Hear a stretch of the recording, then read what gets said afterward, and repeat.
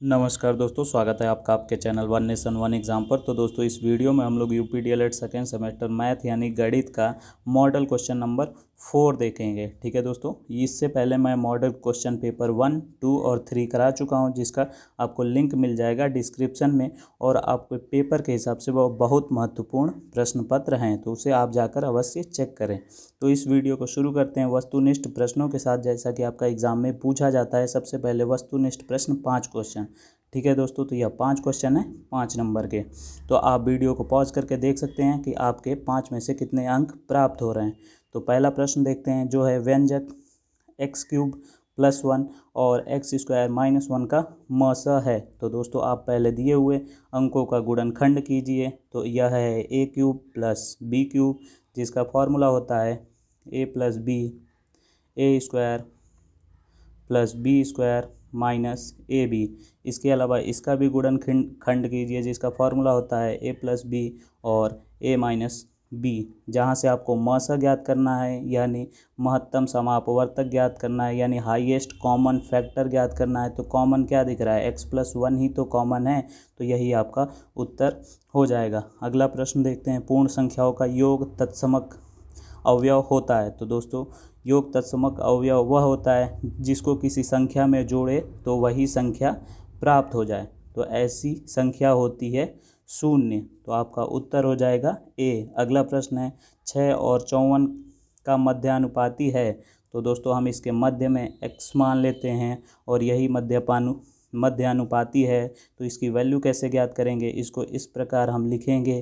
तो यह हो जाएगा 6:x समानुपात x/54। इसके बाद आपको पता होगा समानुपात में बाह्य पदों का गुणनफल जो होता है वो मध्य पदों के गुणनफल के बराबर होता है। तो x² = 6 × 54 हो जाएगा, और 6 × 54 होता है 324। तो x² आ गया 324, परंतु हमें x चाहिए, तो इस स्क्वायर को दूसरी तरफ भेजेंगे और 324 रूट हो जाएगा। जो 324 का रूट होता है वह 18 होता है। तो आपका उत्तर बी आ जाएगा। अगला प्रश्न है, 1 - 8x को पूर्ण वर्ग बनाने के लिए जोड़ा जाएगा, यानी इसमें क्या जोड़ दिया जाए कि यह पूर्ण वर्ग बन जाए। तो पहले हम देखते हैं प्रश्न में दिया क्या है। तो इसमें आपको 1 दिया है, जिसे हम 1 का स्क्वायर भी लिख सकते हैं। इसके अलावा यह जो दिया हुआ है वह 2ab दिया हुआ है, क्योंकि यह किसी भी संख्या का स्क्वायर नहीं बन रहा है। तो 2 दिया हुआ है, a दिया हुआ है और b दिया हुआ है। तो अब हम इसको कैसे 8x बना लें। तो हमारे पास 2 मिल गया है, यानी 4 चाहिए, और x भी चाहिए, यानी यही हमारा a हो जाएगा। ठीक है दोस्तों, यानी इसी को अगर हम जोड़ते हैं तो यह पूर्ण वर्ग बन जाता है 4x + 1 का। ठीक है दोस्तों, तो यह क्या है, इसको हम जो हल करेंगे तो 4 का स्क्वायर 16 और x का स्क्वायर x², यानी ऑप्शन सी जो है वह सही हो जाएगा। अगला प्रश्न है, 1/8 - 3/8 + 2/8 ÷ 1/4 का 1/2। तो का मतलब गुणा होता है, और सबसे पहले बॉड मास में का को ही हल करते हैं। तो यहाँ गुणा हो जाएगा 1/2, जिसको हम गुणा करेंगे तो यहाँ से आ जाएगा 1/8। और इसके आगे डिवाइड का साइन लगा है, तो यह डिजिट जो हैं वह पलट जाएंगी और यहाँ गुणा हो जाएगा। और इसके आगे लिखा है 2/8, तो इसका हर जो है अंश के साथ कट जाएगा, और यहाँ क्या बचेगा आपका, सिर्फ और सिर्फ 2 बचेगा। यानी अब आपका प्रश्न यह बचा +2 बचा, जिसका हम एलसीएम ले लेंगे 8। तो इसके नीचे तो ऑलरेडी 8 है, तो ऊपर कोई चेंज नहीं होगा। इसके नीचे 1 था और एलसीएम 8 बनाया, यानी 8 से गुणा किया, तो ऊपर भी 8 से गुणा करेंगे तो यहाँ हो जाएगा 16। 16 + 1 17, 17 - 4 17 - 3 हो जाएगा दोस्तों 14। 14/8 हो जाएगा, जिसको हम 2 से विभाजित करके लघु रूप में लिखेंगे तो यह 7/4 लिख सकते हैं। तो ऑप्शन सी जो है वह सही हो जाएगा। अब हम देखते हैं अति लघु उत्तरीय प्रश्न। पहला प्रश्न है, निम्नलिखित में समीकरण और सर्वसमीका छांटकर लिखिए। 2 आपको दिए हुए हैं, इनमें आपको बताना है कौन सा समीकरण है और कौन सा सर्वसमीका है। तो दोस्तों जिसका बायां पक्ष दाएं पक्ष के बराबर हो वह सर्वसमीका होता है। तो पहले को हल करते हैं, तो 2x + 2 = 2x + 2 आ जाएगा, यानी इसके दोनों पक्ष बराबर हैं तो इसको हम कहेंगे सर्वसमीका। और जिसमें दोनों पक्ष भिन्न भिन्न हो वह होता है हमारा समीकरण। ठीक है दोस्तों, इसके अलावा यहाँ से आप चाहेंगे तो x की वैल्यू नहीं ज्ञात कर सकते, क्योंकि इधर आएगा तो यह 2x में से 2x कट जाएगा और यहाँ से हम x की वैल्यू ज्ञात कर सकते हैं। अगला प्रश्न है, समीकरण आपको दिया हुआ है 5x = y और 2x + y = 7 को हल करके y का मान ज्ञात करना है। तो दोस्तों यहाँ से आप पहले x का मान ज्ञात कर लीजिए, जो हो जाएगा x = y/5। अब आपको x पता चल गया तो यहाँ पे रख दीजिए। तो 2 और x की जगह क्या रखेंगे, y/5 + y = 7। इसके बाद हम इसको अंदर गुणा कर देंगे तो 2y और इसके अलावा 5 का एलसीएम लेंगे तो 5y बराबर, यह उधर गुणा होगा तो 35, यह हो जाएगा 7y = 35। और इसको हल करेंगे तो 7 × 5 = 35, जहाँ से y आ गया आपका 5। और अगर हम यहाँ 5 रख देते हैं तो यह ऊपर नीचे कट जाएगा और x बराबर आ जाएगा 1, और यही आपका उत्तर हो जाएगा। अगला प्रश्न है, दी गई संख्याओं की माध्यिका ज्ञात करनी है। तो दोस्तों माध्यिका ज्ञात करने के लिए पहले हम आरोही या अवरोही क्रम में करते हैं। तो हम कर लेते हैं इसको आरोही क्रम में, जहाँ 0 हो जाएगा, जिसके बाद 1 हो जाएगा, उसके बाद 3 हो जाएगा, 3 हो जाएगा, उसके बाद 4 हो जाएगा, उसके बाद 6 6 6 6, उसके बाद 9 और 9 हो जाएगा। ठीक है दोस्तों, इसके बाद हम गिनते हैं कि यह कितनी संख्याएं हैं। तो 1 2 3 4 5 6 7 8 9 10 11 हैं, यानी 1 2 3 4 5 6 7 8 9 10 11, यानी हमने जो लिखा है वो सही लिखा है। 11 संख्या ऊपर थी, 11 हमने नीचे लिखी है और n हमारा आ गया 11। और यहाँ माध्यिका के 2 फॉर्मूले होते हैं। अगर यह 11 जो आया है वह विषम है तो फॉर्मूला होता है n + 1/2वां पद। ठीक है दोस्तों, n क्या है 11, तो 11 + 1/2वां पद हो जाएगा, यानी 12/2वां पद हो जाएगा, यानी 2 से कट जाएगा तो छठा पद जो आएगा वह आपका होगा माध्यिका। तो पहला, दूसरा, तीसरा, चौथा, पांचवा, छठवां, तो छठवां पद आ रहा है दोस्तों 6, और यही आपका माध्यिका हो जाएगा। अगला प्रश्न है, इसमें गुणनखंड करना है। तो आपको देखना है क्या यह कुछ बन रहा है। तो यह लिखा हुआ है 3/7a का वर्ग माइनस 2b का होल वर्ग। तो यहाँ से आप इसको लिखेंगे a - b और a + b, 3/7a - 2b 3/7 a + 2b, और यही आपका उत्तर हो जाएगा। अगला प्रश्न है, 2 संख्याओं का योग जो है वह 24 दिया हुआ है। तो यह हो जाएगा x + y = 24।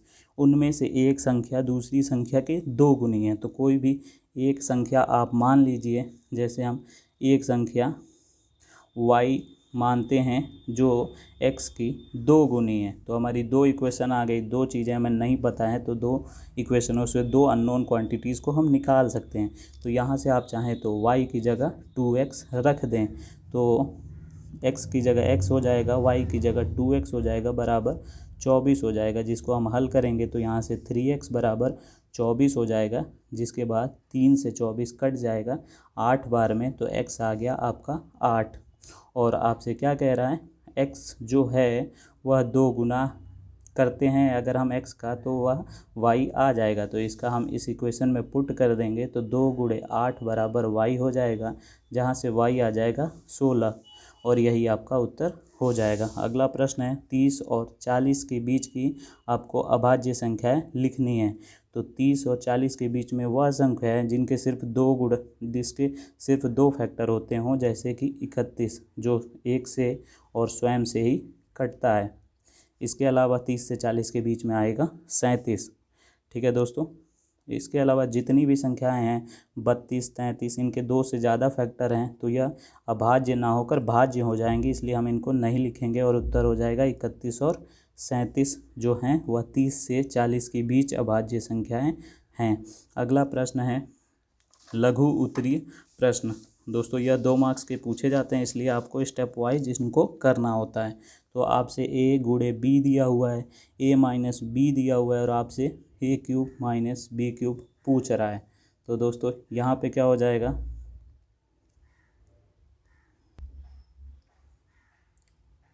तो दोस्तों इसका फॉर्मूला हो जाएगा, यहाँ पे पेपर में जो आया था वो वही यहाँ प्लस आया था, तो हम a cube plus b cube ज्ञात करने के लिए a cube plus b cube का फॉर्मूला लिखेंगे, जो होता है ए प्लस बी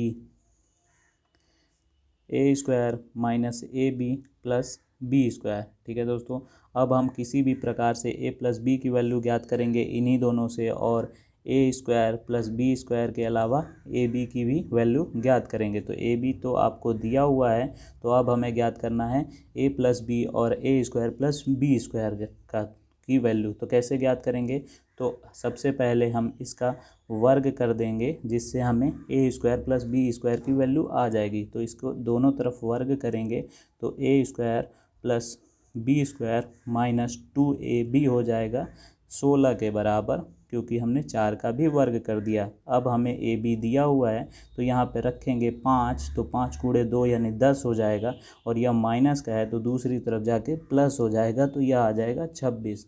यानी अब आपके पास आ गया ए स्क्वायर प्लस बी स्क्वायर 26, और ए बी तो दिया हुआ ही है 5।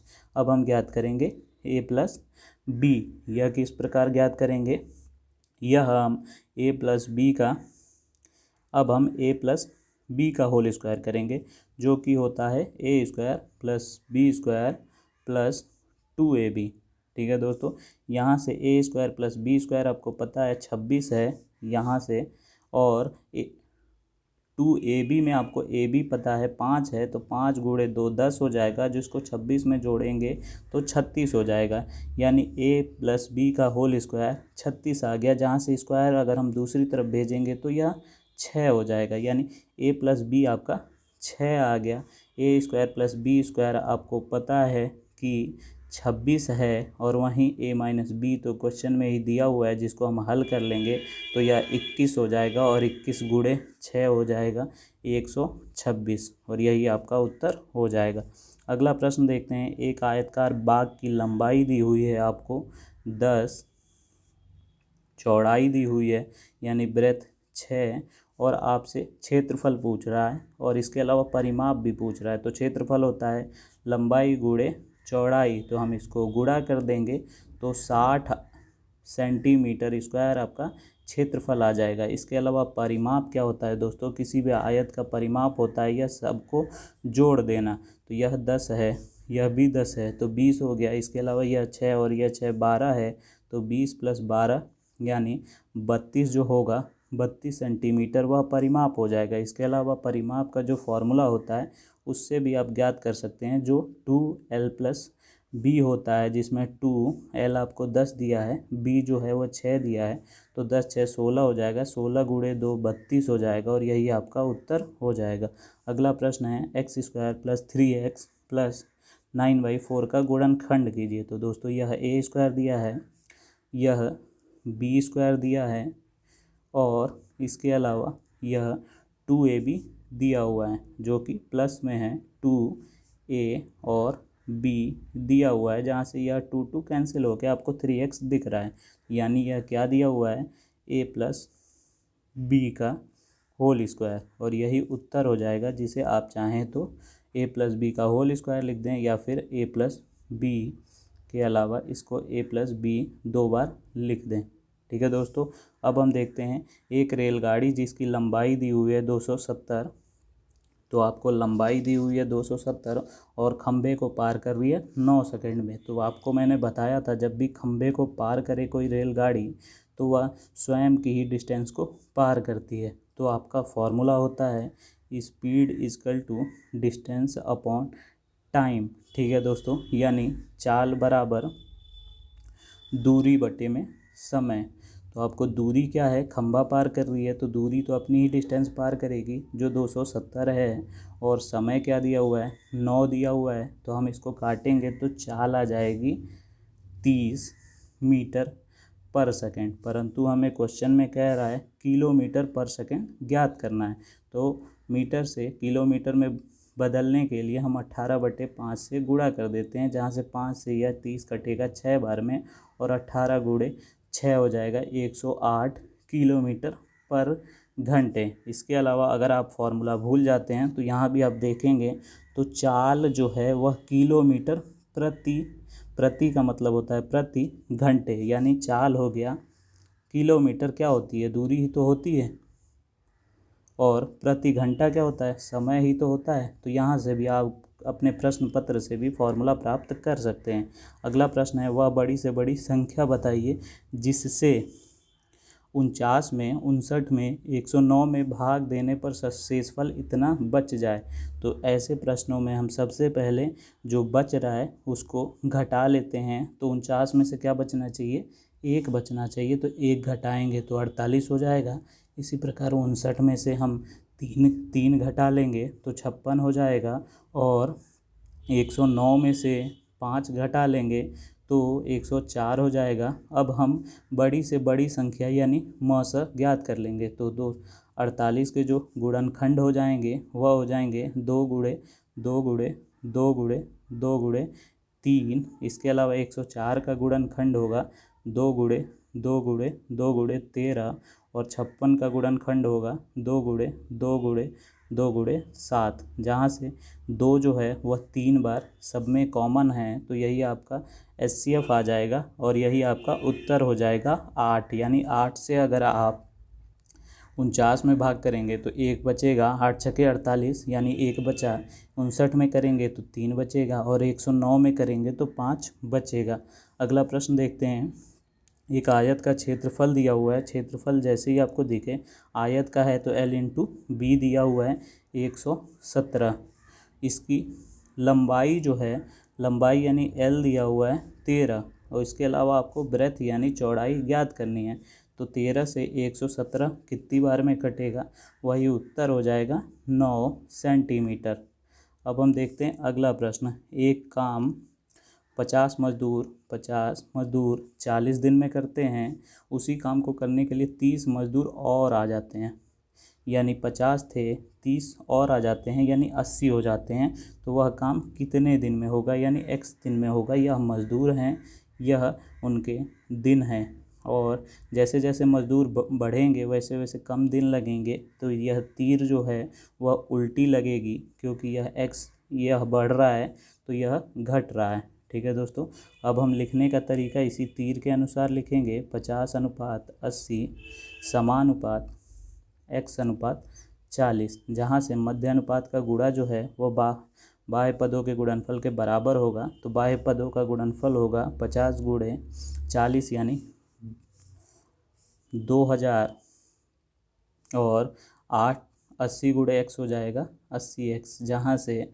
0 से 0 कटेगा और 8 से यह 200 कटेगा 25 बार में। तो यानी यह 25 दिन जो आएगा यही आपका उत्तर हो जाएगा। तो दोस्तों यहाँ पे आपका मॉडल क्वेश्चन पेपर 4th भी समाप्त होता है। उम्मीद करता हूँ आपको सारे प्रश्न समझ में आए होंगे। कोई प्रश्न ना आया हो तो आप नीचे कमेंट कर सकते हैं, और इसके अलावा इस वीडियो को ज़्यादा से ज़्यादा शेयर करें। साथ ही साथ इस चैनल को सब्सक्राइब करने के साथ बेल आइकन पे क्लिक कर दें, क्योंकि इसी प्रकार आपको लेटेस्ट अपडेट के साथ साथ आपका सिलेबस भी कंप्लीट कराया जाता है। पूरी वीडियो देखने के लिए बहुत बहुत धन्यवाद दोस्तों।